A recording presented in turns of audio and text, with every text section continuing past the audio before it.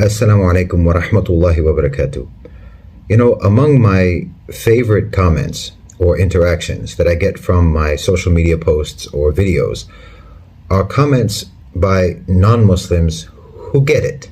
Non-Muslims who are not irreparably indoctrinated with anti-Muslim bias. Non-Muslims who can think for themselves. Non-Muslims who can be objective and have a reasonable grasp on reality. These comments stand out, and they stand out because they're so rare.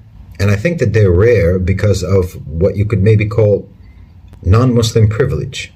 Because the West, non-Muslims, create, control, and dominate narratives on pretty much everything. So they have very little reason to ever question, ever scrutinize what they think, or to ever even consider what anybody else thinks.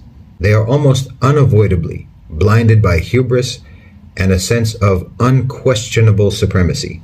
They can believe and promote the most outlandish and demonstrably false propaganda. They can deny present and historical facts, and they can insulate themselves completely from any alternative narratives without any sense of self-consciousness whatsoever. This is the narcissism of power. They imagine that they don't have to listen to anyone and that everyone must listen to them, and that everyone actually believes them when they speak. The overwhelming majority of comments that I receive from non-Muslims are hostile, reactionary, knee-jerk programmed responses that just reveal the extent to which these commenters are essentially human bots on an intellectual level.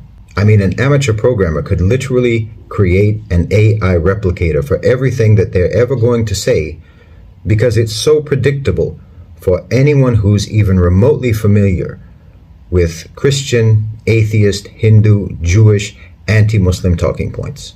These are not thinking people, and frankly, they give non-Muslims a very bad image.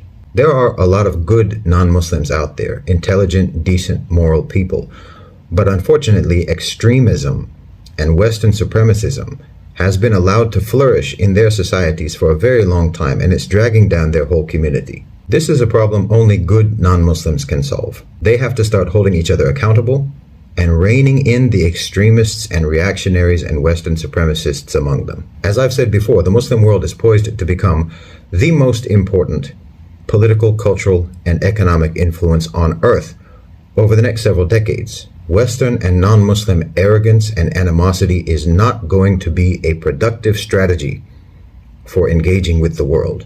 So I'm always pleased and assured when I receive comments from fair, intelligent, independent-minded non-Muslims. They are truly a credit to their communities, to their respective faiths and belief systems, and these are the kind of people whom we, the Muslims, will always be happy to work with.